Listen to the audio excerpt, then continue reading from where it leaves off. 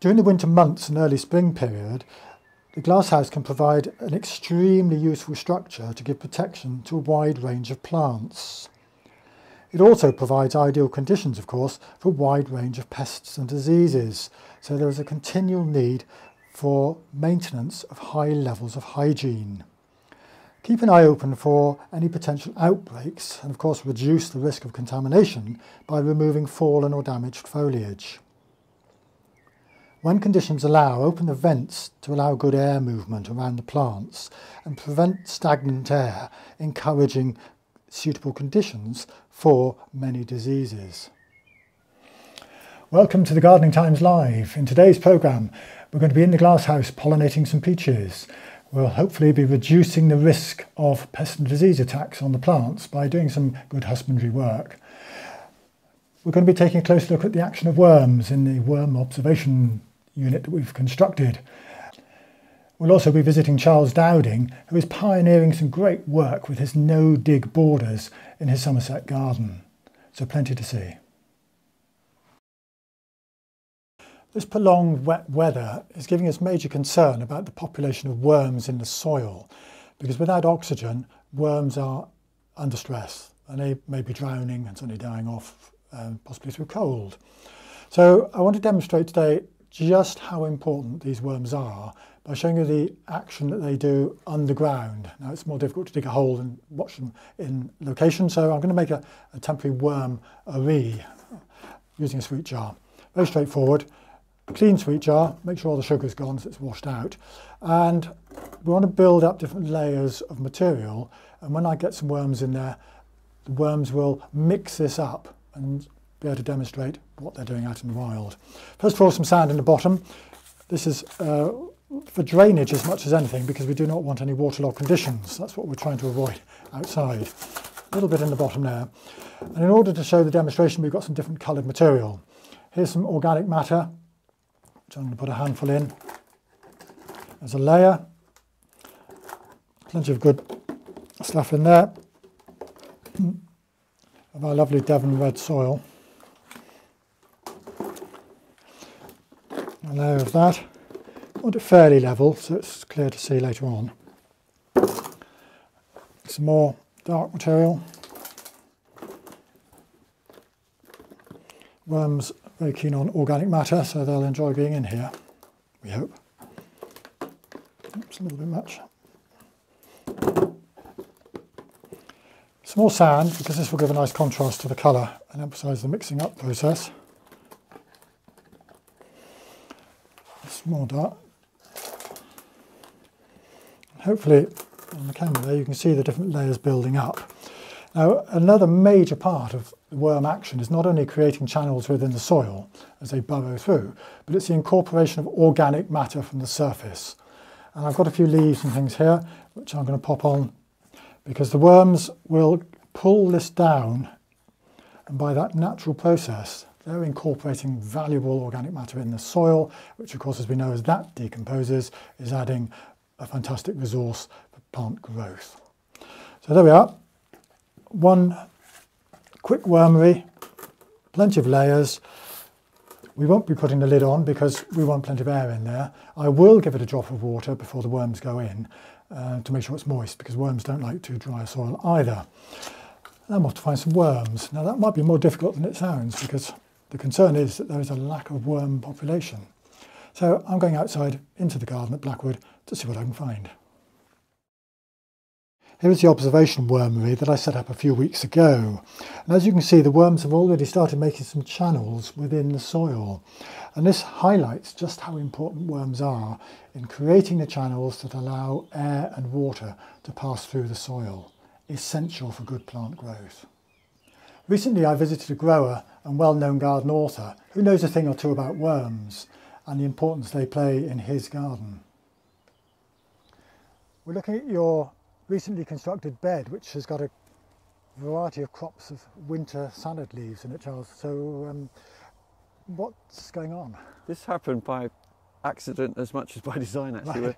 when I arrived here in late November, this was an old chicken run, quite weedy, and a small area. I thought, right, well, this would be good just to make a few beds, and I actually simply just put, again, manure and compost on top of the weeds.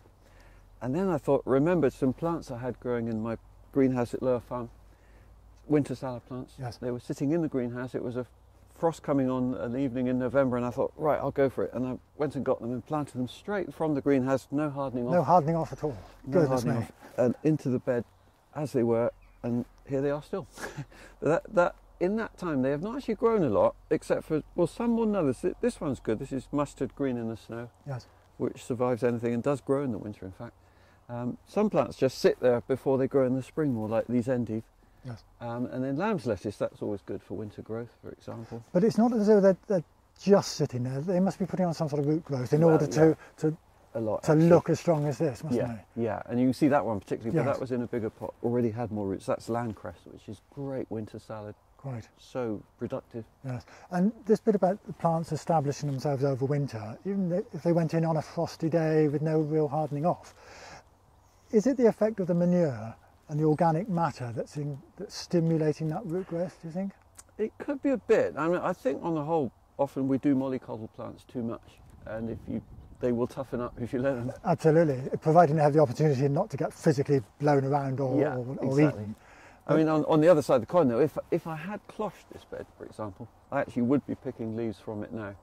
And another winter, I probably would do that just for winter, because it is a way of getting winter harvest. I just didn't have time last winter to really organise it. But another major factor here is that this is a free draining bed, isn't it?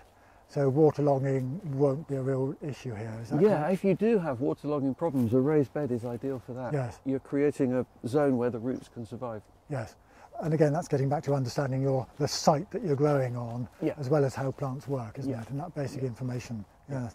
But when you say giving them some protection with a cloche, would that have been a glass or plastic cloche or horticultural fleece? Well, no, not fleece, because in winter, if you put fleece over a cloche, it'll tend to get damaged by wind too much. Right. And so I use either old polytunnel plastic. Yes. Polythene is very cheap and simple, actually. And I Yes. find it works really well. Yes. It won't keep the frost out, but that doesn't matter. The point is it keeps the worst of the wind off more than anything. Yes. And that would be on a simple metal hoop or plastic hoop? Yeah, metal hoops and just tied down with string over the top. But allowing for ventilation through it?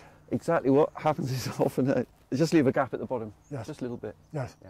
Yes. Excellent. Well, a little bit more sunshine than we're having at the moment. We'll kickstart these. And you'll soon have a crop from here. That's right. Yeah, here within 3 weeks, I'd expect to be something decent. Yeah. Yeah, fantastic. It's a great sight to see. These are some Sutton seeds that I sowed on the 1st of February. It's an early carrot Nantes, and some mixed salad leaves. They haven't put on as much growth as I was hoping, and that's absolutely down to the lack of light levels and lack of temperature because of the weather conditions that we've had over the last months and months and months. So they're looking healthy, it's just they haven't put on the growth. So we'll keep an eye on them. I'm not going to thin any out because I want to be harvesting them as soon as possible as small carrots. Another few days and hopefully the salad leaf, there'll be enough for some sandwiches. These young peach trees have been overwintering in the glasshouse here at Blackwood. As with all flowering plants, the flowers require pollinating in order to produce the fruit.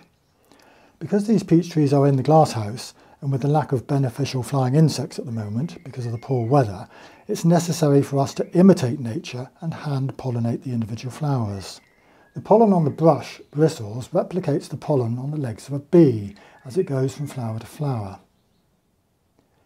We should hopefully see the results of this action over the next few weeks as the base of the flower starts to swell as the new fruit is forming. The temperatures may be very low at the moment, but hopefully in due course they will warm up. And of course, with all this moisture around in the soil, the slugs are going to be on their way when that temperature rises. So we've got to be ready for them. And we're going to do a little trial here, a bit of an experiment, using the Vitax new product for controlling them. This is totally organic and it's based on sheep's wool. And the concept being that the wool, as it breaks down in these little pellets, forms a barrier that the slugs find very irritating. So I've put a ring of pellets in the tray and I'm going to sow some seed, some very quick acting seed, sorry, quick germinating I should say, so that we will see whether the slugs cross over this barrier to chomp away at the seedlings on the other side.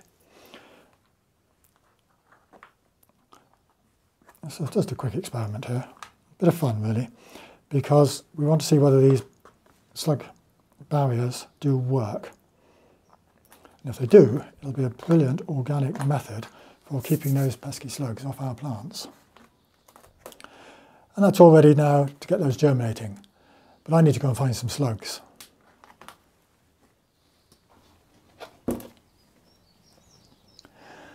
We've had 2 or 3 days of sunshine, and look at the difference that's made on these seedlings. They've actually put on some growth. We looked at these last time, and of course they hadn't really grown because of lack of sunshine.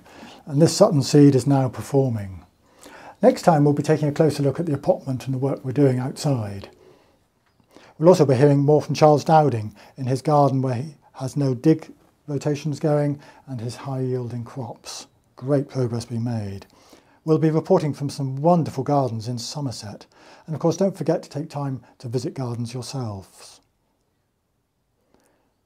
I hope you enjoyed the programme and we look forward to meeting next time.